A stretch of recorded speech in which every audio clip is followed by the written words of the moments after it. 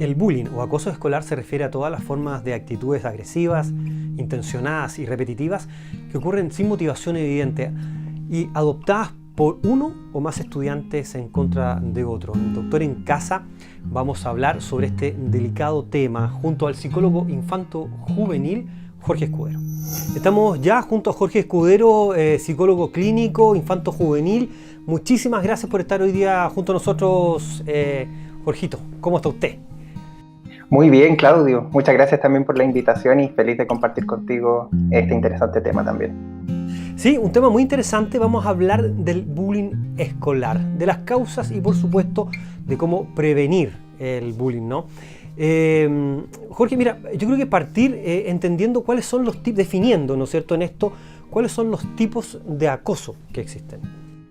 Sí, bueno, cuando nosotros hablamos del concepto del bullying, hacemos referencia a un paraguas que dentro de este paraguas tiene varias manifestaciones. Inicialmente decimos que el bullying es un tipo de maltrato que se da entre pares en un contexto escolar y que se da bajo distintas condiciones. Primero, relaciones de silencio, donde pocos niños y niñas se atreven a pedir ayuda. Relaciones de asimetría.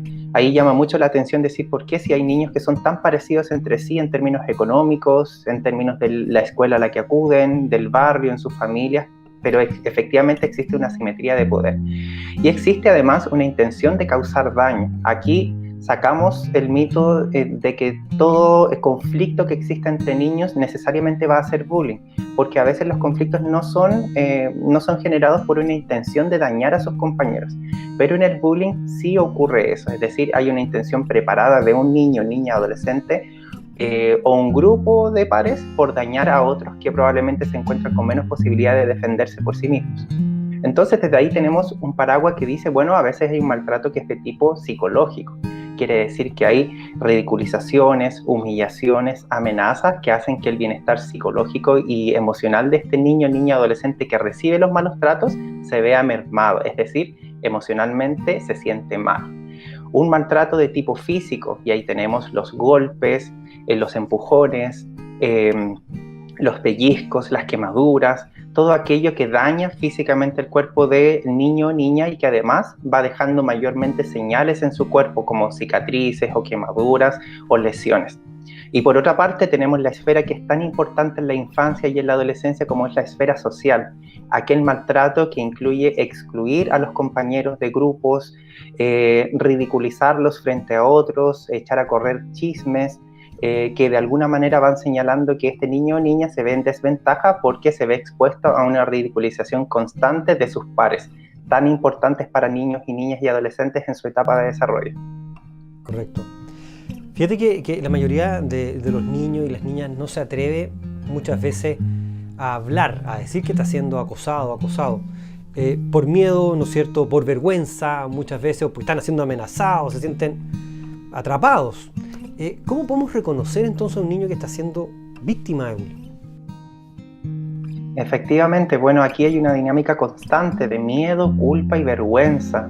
Estas dinámicas de violencia muchas veces hacen pensar al niño o niña que recibe el bullying que se lo buscó y que permitió que eso pasara. Entonces, esta dinámica hace que sea más difícil que puedan pedir ayuda, que es lo concreto. En términos de las señales que pueden aparecer cuando ellos se ven expuestos a este tipo de violencia es, primero, pensar que el cuerpo de los niños y las niñas es una máquina maravillosa, una máquina sabia, que va a ir demostrando a través de distintas formas que algo no anda bien. Por ejemplo, pueden haber niños y niñas que se enferman con frecuencia. Eso quiere decir que su sistema inmune, que es el que los defiende de las enfermedades, lamentablemente ante este estrés que está viviendo de manera continua, se ve debilitado. Enfermedades frecuentes, y ahí tenemos los dolores de guatita, los dolores de cabeza, que no tienen una causa y una explicación médica como, mira, comió algo que le cayó mal, sino que responde a una causa emocional. Por otra parte, niños y niñas que presentan señales físicas, por ejemplo, refieren sentir dolor en alguna parte de su cuerpo. Muestran marcas de golpes que le han entregado a sus compañeros o compañeras. Entonces, ahí hay otra señal que no debemos dejar pasar. Otras veces, y pese a que muchas veces se dice que los niños y las niñas no piden ayuda, muchos de ellos, cuando a mí me ha tocado entrevistarlos, me dicen, yo le pedí ayuda a varias personas, pero no todas me ayudaron. Eso quiere decir que los adultos debemos estar atentos y atentas a lo que ellos nos verbalizan, porque un niño o una niña probablemente nos dijo una palabra que a nosotros nos llamó la atención, pero no nos hizo pensar a lo mejor en bullying. En esa palabra está abriendo una puerta para poder meterse en un tema que de pronto para él o para ella es más complejo. Entonces también estar preparados para que nos digan que lo están pasando mal o que tienen dudas, porque desde ahí es que la confianza va a permitir que nos vayamos adentrando también en otras dificultades. Y muchas veces también el rendimiento escolar es un buen termómetro de cómo están ellos emocionalmente.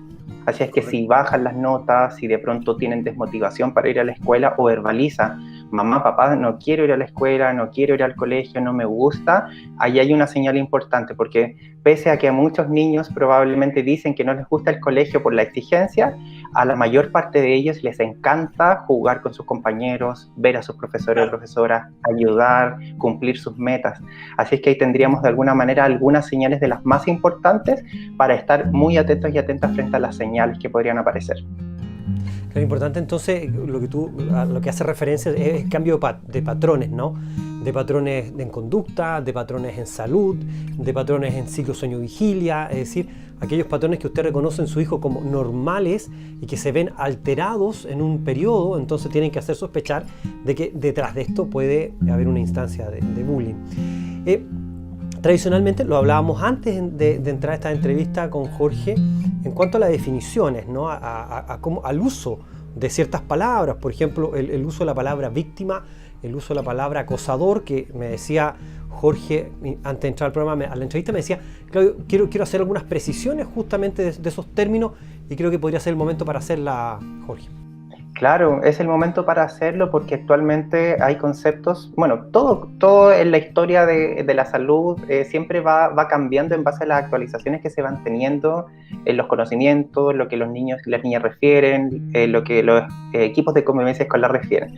Entonces, habitualmente se habla de la tríada del bullying y se habla frecuentemente de víctima, agresor y testigo.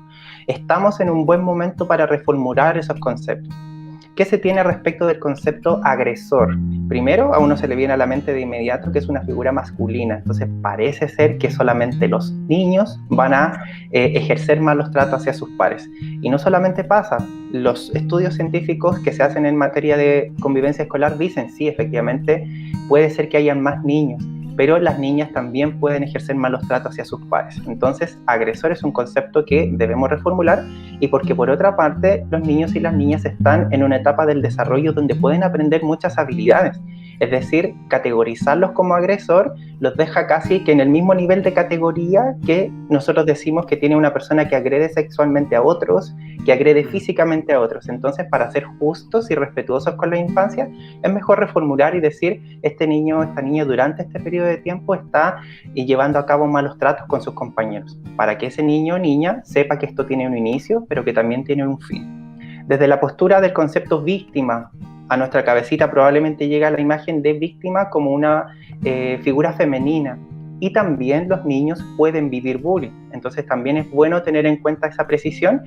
Por otra parte, a veces se dice, bueno, hay niños que se confunden y gran parte del tratamiento psicológico que se aplica con ellos es decirle, en el fondo tú no eres víctima del mundo, viviste situaciones en el contexto escolar que estuvieron basadas en maltrato, pero que también tuvieron un inicio y un fin, porque muchos niños y niñas creen que son víctimas permanentes, entonces eso los deja expuestos a nuevos malos tratos en otros contextos, así es que también hay una forma de protegerlos. Y desde la postura de aquellos niños y niñas que son testigos, ese es un concepto que se mantiene, porque da lugar a que hay un abanico más amplio, a veces se habla también de aquellos que son observadores, pero también ser justos con la mirada de los niños y niñas testigos, porque a veces se dice, bueno, pero si tú fuiste testigo, ¿por qué no hablaste? Y en el fondo el niño o niña que vio lo que sucedía, en el fondo no hablaba porque a veces no tenía conocimiento sobre el bullying y en otras oportunidades justamente también tenía mucho miedo de hablar. A lo mejor también desde otro grupo, desde otra esfera también vivía malos tratos. Entonces desde ese enfoque ya tenemos una mirada más respetuosa que da lugar a cambios, a oportunidades. Y eso que hoy día, en estos años, digamos, es mucho más conocido, pero si uno va a etapas mucho más anteriores, muchas veces era como casi normalizado. O sea, era estos testigos, ¿no es cierto? En edad escolar, a muchas generaciones más antiguas nos pasó que se normalizaba esto. Hoy día se conoce, se trabaja, hay pautas claras, muchos colegios están trabajando activamente esto, por lo tanto se levantan las alertas, ¿no? Hoy día estos comillas testigos son mucho más activos también, de denunciar, de proteger y de no callar. Hay tres cosas que me gustaría abordar contigo y creo que lo vamos a hacer después de la pausa porque estamos ya encima de los tiempos. Lo primero, ya te dejo formular las preguntas. Uno, si existe un perfil psicológico de esta persona, ¿no es cierto?, que recibe el maltrato. Y si hay un perfil psicológico de la persona que está dando, ¿no es cierto?, que está produciendo el maltrato. Y lo tercero, que es súper importante, y le decimos a las personas que están en la casita que se queden con nosotros, porque la idea es que, Jorge, nos puedas dar algunos tips, algunas recomendaciones importantes, tanto para aquellas familias que tienen en su seno, ¿no es cierto?, un hijo que está recibiendo un maltrato, como para aquellos papás que hoy día están súper preocupados también, por supuesto, porque tienen una hija o un hijo que está produciendo estos maltratos. Hacemos la pausa y estamos en unos minutos más junto a Jorge Cuadro. Estamos de vuelta en Doctor en Casa, ya lo decíamos, junto a Jorge Cuero, por supuesto, ya le habíamos formulado las preguntas a Jorge sobre este perfil, si hay que se ha levantado algún perfil psicológico respecto del bullying, ¿no es cierto?, tanto para la persona que produce la agresión como para que la recibe, y obviamente los consejos que estamos esperando ahí de Jorge Cuero para los papás. Claro, bueno, nosotros inicialmente lo conversábamos, decíamos que lo que se ve en un niño o niña que de partida realiza malos tratos hacia sus compañeros es algo que sin duda va a cambiar a lo largo del tiempo. Y esa es, de alguna manera, personalmente les transparento que es lo que más me encanta de la psicología infantil, que uno tiene la posibilidad de ir cambiando patrones y formas de responder. Inicialmente se tiene que muchas veces los niños que realizan malos tratos suelen tener pensamientos que están más ligados a la agresión.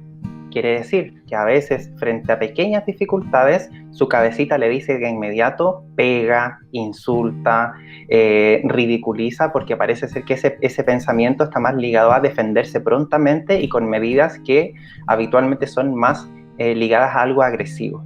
Muchas veces muchos de ellos también tienen una baja empatía. Eso quiere decir que muy probablemente les cuesta más ponerse en el lugar de sus compañeros. Desde estas dificultades, al menos desde las dos primeras, es que ya comenzamos a ver cuáles son las oportunidades que tenemos. A lo mejor en su cabecita ya debiésemos empezar a transmitirles mensajes que no vayan tanto por la línea de la agresión, sino que por la línea de primero entender qué está pasando, buscar ayuda con un adulto y seguir avanzando. La mejora en la empatía, la baja autoestima que muchos niños y niñas tienen cuando llevan a cabo malos tratos hacia sus pares. Esto hay que tenerlo muy en cuenta porque a veces se dice, bueno, si le está pegando a sus compañeros, entonces debe sentirse que es lo máximo. Pero esa es la carcasa. Internamente hay un niño o niña que está sufriendo y nosotros estamos viendo solamente la punta del iceberg.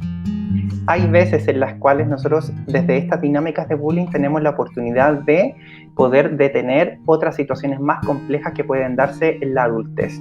Se ha visto a lo largo del tiempo que cuando no se pone un pare a los niños y a las niñas que realizan malos tratos a sus compañeros, muy probablemente él o ella aprende que esa es la forma natural de desenvolverse y de conseguir sus metas. Lamentablemente se ha hecho una línea de tiempo y se ha visto que aquellos niños a los cuales no se puso ese signo pare, en la adolescencia o en la edad adulta podrían presentar conductas delictivas. Entonces nosotros decimos, bueno, aquí tenemos una gran oportunidad, porque si no le ponemos la detención ahora, más adelante va a ser más difícil. Así es. Desde el punto de vista de aquellos niños que reciben los malos tratos, se presenta lo mismo, una baja autoestima, pocas habilidades sociales para poder señalar sus emociones o lo que les está haciendo sentir mal, lo que les causa sufrimiento. Entonces ahí decimos, bueno, esta baja autoestima, si se mezcla también con un niño que a lo mejor cree que su voz no importa, que sus opiniones no importan, uno puede decir, bueno, el ambiente también tiene que hacerle saber que es valioso, valiosa, que es importante y que tiene muchas habilidades también para poner al servicio de los demás. Y pueden presentarse también características ligadas a algunos trastornos del estado de ánimo. Por ejemplo, lo que prima es aquello que tiene que ver con la ansiedad y con la depresión. Para desmitificar algunos aspectos, a veces se piensa que los niños que están deprimidos solamente están tristes. Entonces, si mi hijo no está triste, él no está deprimido. Pero una señal importante en la depresión en la infancia y en la adolescencia es que mayormente se presenta la irritabilidad. Es decir, niños o niñas que están más irritables, que de pronto también tienen menos habilidades sociales para compartir con sus pares, o que les cuesta reconocer sus derechos y hacerlos valer, se ven muchas veces mucho más expuestos a recibir malos tratos. Así es que ahí tenemos ciertas características que suelen presentarse en estos perfiles que lamentablemente hacen que una vez que se unen ambos perfiles, estos se mantengan en silencio y sea más difícil pedir ayuda. Sí. Desde que uno es testigo en este tema del bullying, ¿no? De atrocidades y de personas niños y jóvenes que se han llegado a quitar la vida. En la otra cara de la moneda me ha tocado conversar y siempre porque este tema es muy interesante, es muy presente y donde tenemos que trabajar activamente. Me ha tocado también conocer testimonio de personas que se han perdonado, de personas que se han vuelto a encontrar en la vida después de una etapa escolar, y haciendo un poquito eco de lo que tú decías, que es un periodo donde los psicólogos, donde las familias pueden actuar para justamente trabajar esas personalidades, ¿no? Fortalecerlas y hacerlas personas de bien, hombres y mujeres de bien. Y hay historias que me han tocado mucho.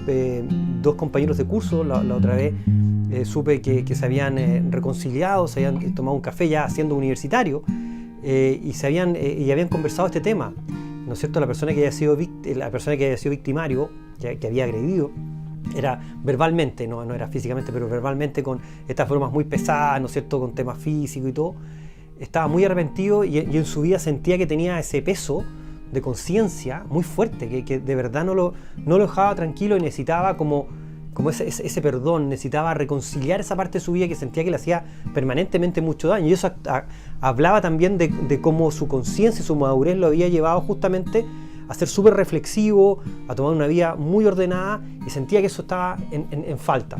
Y por el otro lado, la persona que había sido atacada, digamos, le agradecía a la otra persona, fíjate, y le decía: me hiciste más firme, me hiciste más duro, me hiciste salir de una zona en la que yo estaba abandonado y donde no había trabajado en mí. Esta persona terminó siendo deportista, se metió a un tema de artes marciales, creció muchísimo en eso, y esto lo sintió como un impulso de tomar el control de su vida. Por eso digo que sin lugar a duda produce mucho daño, tenemos que estar encima de esto. Es increíble ver en el tiempo cómo ciertas situaciones se van corrigiendo, dado que se cambia, ¿no?, el pensamiento de esto. No sé si te ha pasado eso también, Jorge, a ti en tu experiencia clínica, se dan estos casos. Exactamente. Bueno, desde la experiencia clínica lo que habitualmente a mí me toca ver es cuando la dificultad está presente en este momento.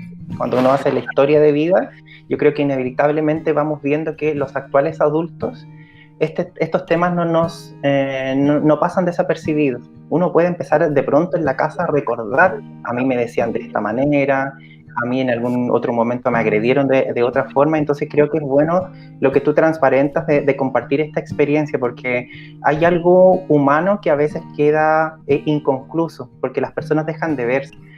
Y hay veces en las que de pronto tenemos que intentar hacer el análisis propio y decir: esto no fue mi culpa, esto se dio bajo ciertas condiciones, yo no me busqué que esto me pasara. Ojo con eso, porque muchas veces los adultos, cuando queremos ayudar, podríamos culpar de forma indirecta y decirle a los niños: pero hijo, si yo te amo tanto, ¿y por qué permitiste que eso pasara? Si yo te he enseñado a defenderte. No es que haya permitido, se dieron una serie de circunstancias desde un enfoque súper amplio. Aquí los protagonistas no eran solamente dos niños o niñas, era un sistema completo, una sociedad que valida los malos tratos. Muchas veces, a lo mejor en la casa hacemos el ejercicio: ¿cuántas veces cuando nuestro hijo tienen una mala conducta, más bien se la aplaudimos y no le decimos de inmediato: eso estaba equivocado, no hay que volver a hacerlo? Entonces ahí vamos haciendo el análisis, y a veces este proceso también implica evaluar a este niño interior, porque este adulto está escuchando o reviviendo ciertas situaciones que vivió, pero este adulto ahora trabaja con niños o tiene niños cerca, entonces ahora estamos en una posición distinta de poder hacer que esta historia cambie. Y podemos hacer que esta historia cambie, podemos trabajar con nuestros hijos, ¿no es cierto?, desde temprano, como decía Jorge, que decía: estoy muy agradecido de trabajar en el área infantil-juvenil porque puedo generar cambios, ¿no es cierto?, en el presente para que sean jóvenes y adultos de bien en el futuro. Y en eso tenemos que estar.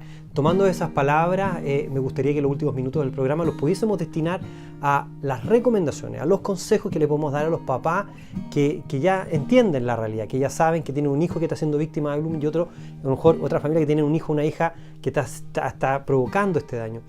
¿Qué recomendaciones les podemos dar a los padres que hoy día ven el programa? Claro, primero, papás, mamás o adultos responsables de la casa deben conocer que esto es algo que se debe abordar en comunidad.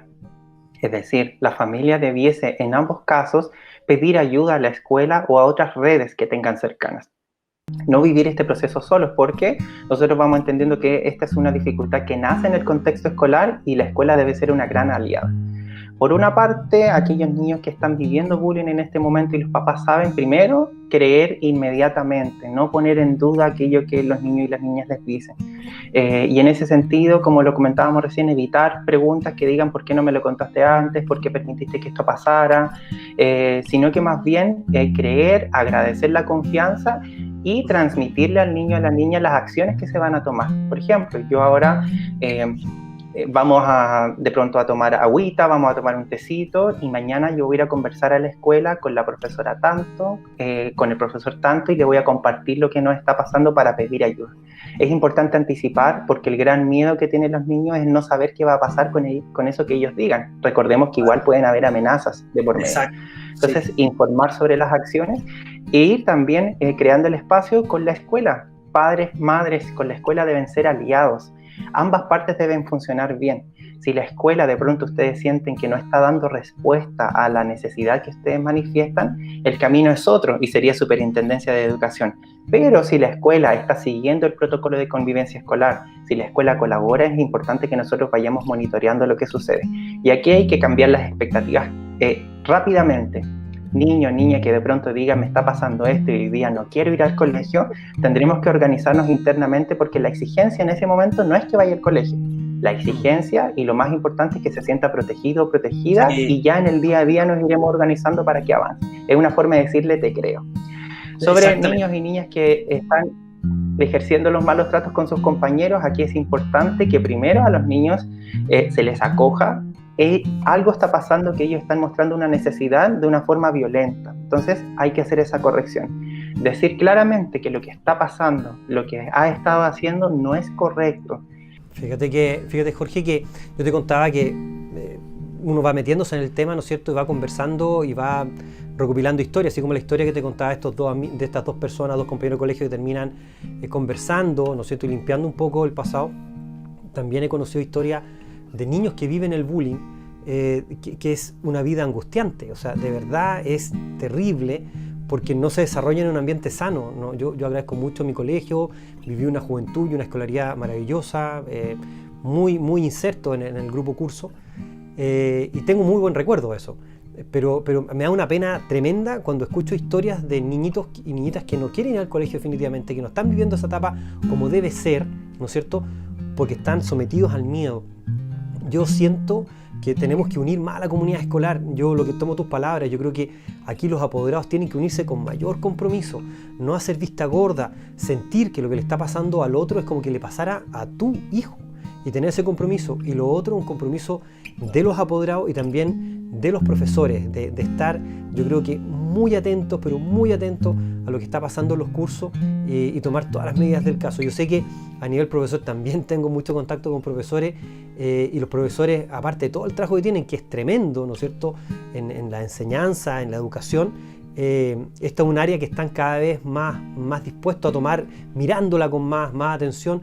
Hay muchos talleres y muchos cursos también que están orientados hoy día justamente al área docente para hacer pesquisas tempranas y también para ser instrumento de ayuda, ¿no?, a los padres en esta labor tan importante de pesquisa y trabajo con los alumnos. Así es. Me agarro de una canción infantil que ocupa, no recuerdo, parece que era Doki, en un dibujo animado, que tenía una canción que decía todos somos necesarios en la selva. Entonces empezaba a mencionar a todos los animales de la selva. Metafóricamente nos decían que aquí también todos somos necesarios para que sepamos que debemos contar con ayuda, pedir ayuda, pero también ser buenos modelos para proteger esto tan valioso que tenemos en nuestra sociedad. hacer que los actuales niños más adelante estén atendiendo a otros niños con una historia que sea distinta, diferente, y más importante aún si se trata del periodo escolar. Niños y niñas van a pasar por el periodo escolar y la idea es que sea un proceso grato, que tengan bonitos recuerdos. Así es que creo que ahí tenemos la gran invitación. Todos y todas somos necesarios.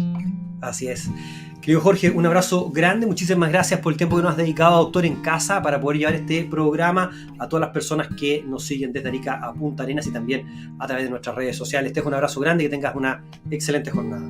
Un abrazo. Gracias, Claudio.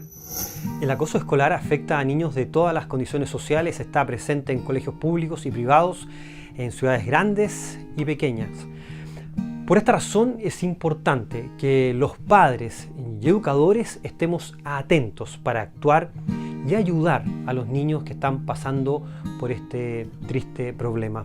Hacemos una pausa y volvemos junto a ustedes.